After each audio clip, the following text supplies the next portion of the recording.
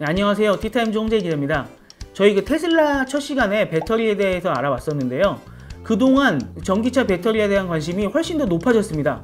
이 때문에 테슬라나 아니면 기존 자동차 메이커들 뿐만 아니라 배터리 회사들인 LG화학, 삼성 SDI, SK이노베이션, 일본의 파나소닉, 중국의 CATL 등 배터리 제조업체에 대한 관심도 굉장히 높아졌습니다.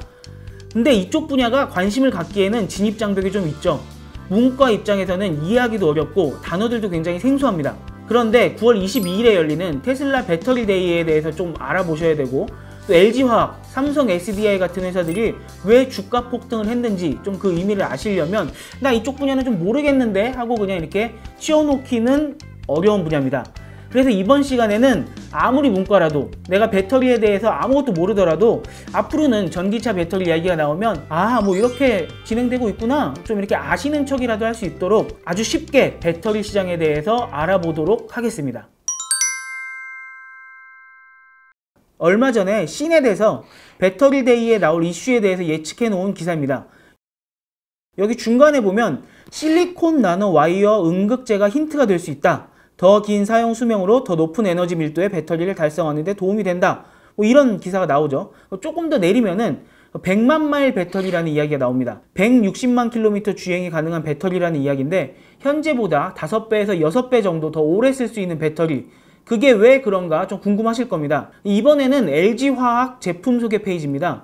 여기 보시면은 2020년에 3세대 전기차 배터리가 나오면서 1회 충전으로 500km 이상 주행이 가능할 것이다. 이렇게 써 있습니다. 그 이유로 써 있는 게 고용량 양극재, 안정성 강화, 분리막. 아까 테슬라 배터리 데이 관련 기사에서는 음극재 얘기가 나왔고요. 이번에는 양극재 그리고 분리막 이야기가 나옵니다. 최근 이슈 관련 기사나 홈페이지를 찾아보시면 자꾸 이런 어려운 단어들이 나와서 아예 이해를 포기하는 경우가 많습니다. 그런데 이게 사실 딱 2, 3분만 투자를 하시면 전부 다 이해할 수 있는 개념입니다. 지금부터 한번 그 개념을 짚고 넘어가 보도록 하겠습니다.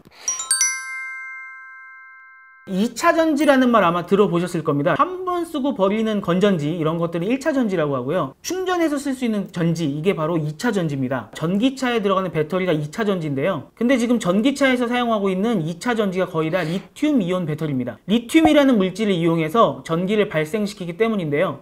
이 리튬이 금속들 중에서 전자를 버리려는 성질이 가장 강한 아이입니다. 전자를 버리고 리튬 이온이 되려는 경향이 크기 때문에 2차 전지에 특히나 리튬을 많이 쓰게 됩니다. 이 리튬 이온 배터리가 어떤 방법으로 작동되는 건지 한번 이 그래픽을 보면서 자세하게 설명해 드리도록 하겠습니다. 리튬 이온 배터리는 크게 4가지 구성 요소가 있는데요. 음극재, 양극재, 전해질, 분리막, 이렇게 4가지입니다.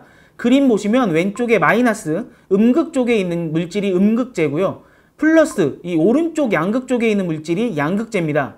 그리고 그 중간에 있는 전해질과 분리막이 있습니다. 이 오른쪽에는 양극재로는 리튬 금속 산화물이 쓰이는데요. 쉽게 얘기하면 리튬이랑 다른 물질이 같이 섞여 있는 겁니다.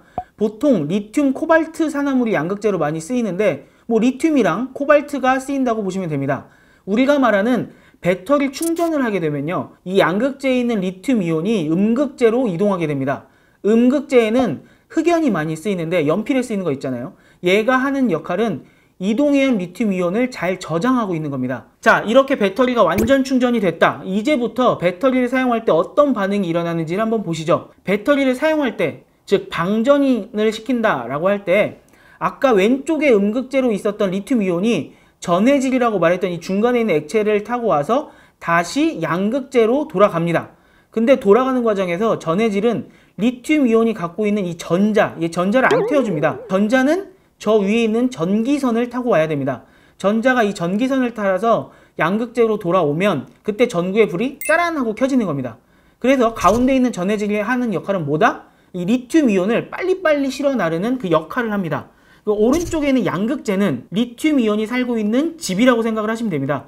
그래서 양극재 소재가 뭐냐에 따라서 이 리튬 이온 자체를 많이 품을 수도 있고 적을 수도 있으니까 이 양극재는 배터리의 용량을 결정한다, 그렇게 보시면 됩니다. 그리고 왼쪽에 있는 음극재, 얘도 이 놀러온 리튬 이온을 저장을 하고 있는 역할입니다. 그래서 이 음극재도 배터리 용량에 영향을 미칩니다.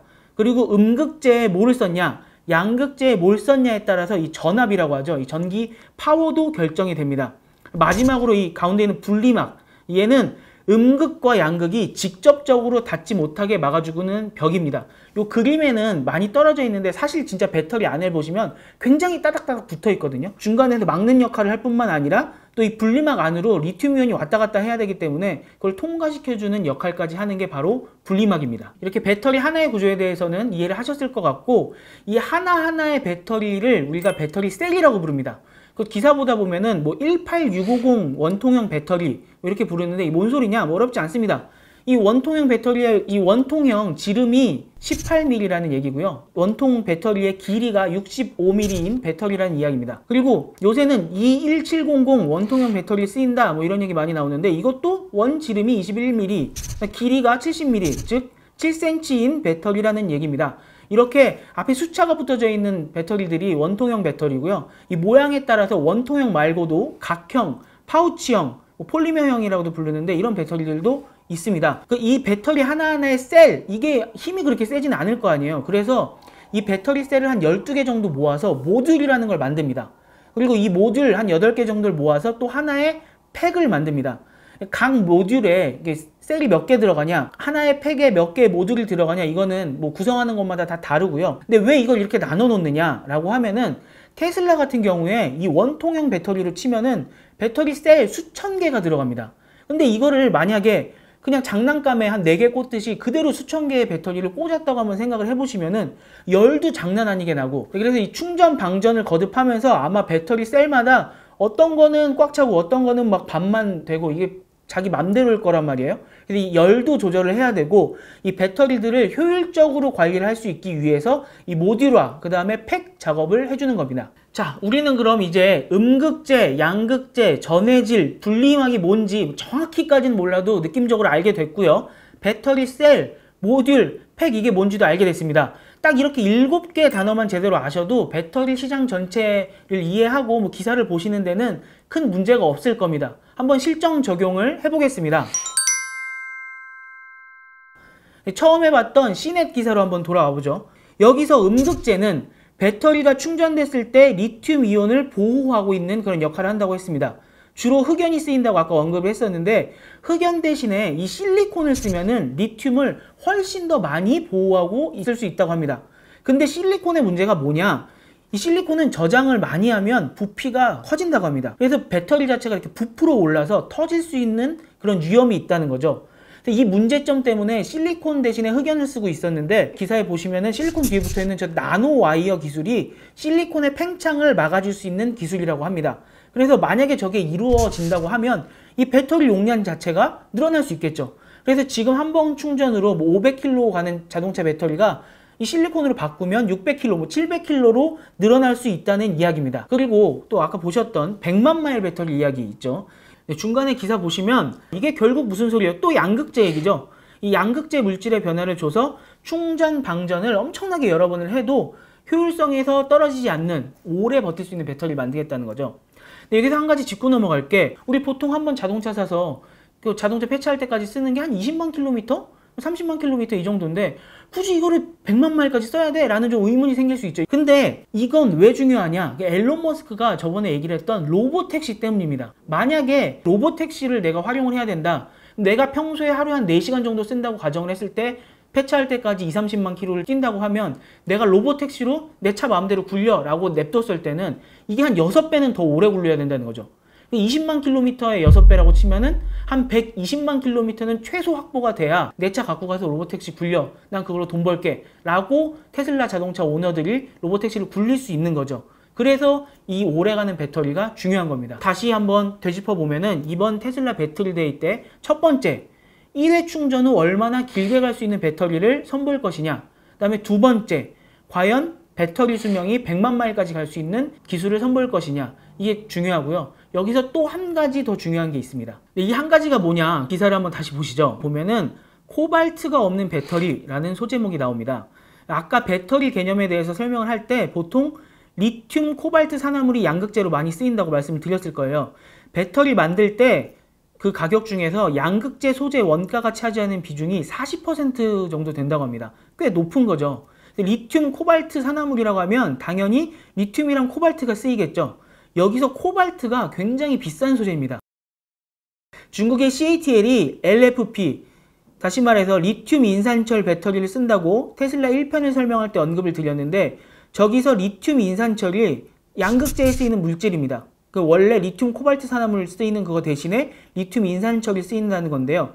코발트를 안 쓰기 때문에 굉장히 저렴합니다. 그리고 안정적이라고 합니다. 또 수명이 길다는 장점도 있고요. 근데 이렇게 좋은데 뭐가 안 좋냐? 대신에 에너지 밀도가 낮아서 한 번 충전했을 때 갈 수 있는 거리가 짧습니다. 그래서 리튬 코발트 산화물을 쓴 배터리보다 더 크게 만들거나 해야만 용량이 비슷할 수 있는 거죠. 근데 안 그래도 내연기관차에 비해서 전기차가 한 번 충전했을 때 주행거리가 짧은데 리튬 인산철을 썼을 때 더 짧아져 버리면 굉장히 치명적인 약점일 수가 있잖아요. 근데 중국에서는 전기차 경쟁자가 굉장히 많기 때문에 테슬라 입장에서도 가격 경쟁력이 굉장히 중요합니다. 예, 그래서 이번에 배터리 데이 때 테슬라가 우리가 중국에 파는 자동차에 한해서는 적어도 코발트를 안 쓰겠다라는 선언을 할 수도 있다는 예상이 나옵니다. 이번에는 아까 보셨던 LG화학의 전기자동차 소개 페이지인데요. 다시 한번 보시면 이제 눈에 들어올 겁니다. 결국 뭐 양극재 이야기랑 분리막 이야기입니다. 그리고 셀 모듈 팩을 만들면서 배터리를 더 효율적으로 설계하겠다. 이제 뭐 이런 이야기죠. 이런 식으로 LG화학이 말하는 1세대, 2세대, 3세대 배터리나 삼성 SDI 기사를 보시면 우리 5세대 배터리 만들겠다라는 이야기가 나오는데, 여기서 뭐 몇 세대다, 그 다음에 한 번 충전으로 몇 킬로미터까지 갈 수 있다, 더 빨리 충전할 수 있다, 이 얘기들을 가능하는 게 뭐냐? 양극재, 음극재, 전해질, 분리막에 어떤 물질을 사용을 했느냐, 그 최적의 조합이 뭐냐? A라는 물질을 대신에 B라는 물질을 사용해 봤더니 에너지가 훨씬 효율적으로 관리가 되더라. 이런 식으로 배터리 성능을 올려가고 있는 것이라고 보시면 됩니다. 삼성 SDI의 5세대 배터리 기사를 한번 보시면 최대 620km 주행이 가능하고 급속 충전이 내년까지는 25분, 2023년까지는 15분이면 된다 라고 이렇게 써있죠. 뭐 15분 정도면 거의 뭐 휴게소 가서 화장실 갔다 오고 뭐 이 정도만 하셔도 충전이 되는 정도라고 보시면 될 것 같습니다. 근데 몇 년 뒤에 굉장히 큰 변화가 일어날 수도 있습니다. 아마 기사에서 보셨을 수도 있는데 그 변화를 주도하고 있는 게 바로 전고체 배터리라는 겁니다. 화면에 나오는 이 증권사 리포트를 한번 보시면은 테슬라의 주가 폭등 때문에 전 세계 2등 자동차 회사로 밀려버린 이 도요타 얘기입니다. 이 도요타가 가장 앞서 나가고 있다고 평가받고 있는 게 바로 전고체 배터리 분야인데요. 배터리 4대 요소인 음극재, 양극재, 전해질, 분리막 중에서 전해질을 고체로 만드는 게 바로 전고체 배터리입니다. 현재 리튬이온 배터리 같은 경우는 전해질이 액체다 보니까 배터리에 만약에 구멍이 나거나 해서 이 전해질이 흘러나와 버리면 배터리가 폭발할 위험이 있습니다. 전해질을 차지하고 있는 부피가 크고 이 모양 자체도 바꾸기가 좀 어렵습니다. 전해질이 고체로 바뀌면 안정성도 높아질 수 있고요. 그 다음에 전지 부피 자체가 작아질 수도 있답니다. 그래서 반대로 얘기하면 같은 부피로 만들 경우에 이 전고체 배터리가 에너지 밀도가 높아질 수 있다는 거죠. 그래서 전고체 배터리가 만약에 상용화 된다고 하면 전기차가 한 번 충전으로 막 800km 이상 갈 것이다 라는 예상이 나오는 겁니다. 결국 내연기관차보다도 더 멀리 갈 수도 있다 라는 거죠. 현재로서는 전고체 배터리 기술이 몇 가지 극복되지 않은 약점들이 있어서 뭐 언제 확실히 나올 거다, 이거는 좀 확실하지가 않은데요. 이 올해를 기준으로 현재 리튬 이온 배터리들이 더 좋은 소재들이 적용이 된 전지들이 늘어나면서 효율이 올라갈 것이다 라는 예상이 나오고요. 2025년을 보시면 전고체 배터리가 슬슬 이제 상용화되면서 양립한다는 거죠. 그러다가 2030년 정도가 되면 전고체 배터리가 대세가 될 거다라는 예상들을 보실 수 있습니다. 네, 오늘은 배터리의 개념부터 테슬라 배터리 데이 그리고 자동차 배터리의 미래에 대해서 간략하게 한번 살펴봤습니다. 배터리 자체에 대한 이슈는 아마 향후 10년 정도 동안은 양극재, 음극재, 전해질, 분리막, 이거를 뭘로 만들고 어떻게 조합할 것이냐가 제일 중요한 아마 토픽이 될 것 같습니다. 왜냐하면 지금 예상되고 있는 음극재, 양극재 효율성을 높인 배터리만 해도 그 이후에 이제 전고체 배터리까지 만약 현실된다고 하면 10년 내에 전기차가 내연기관보다 더 싸질 거고 1회 충전 후 주행거리가 내연기관차보다 더 길어질 거고요.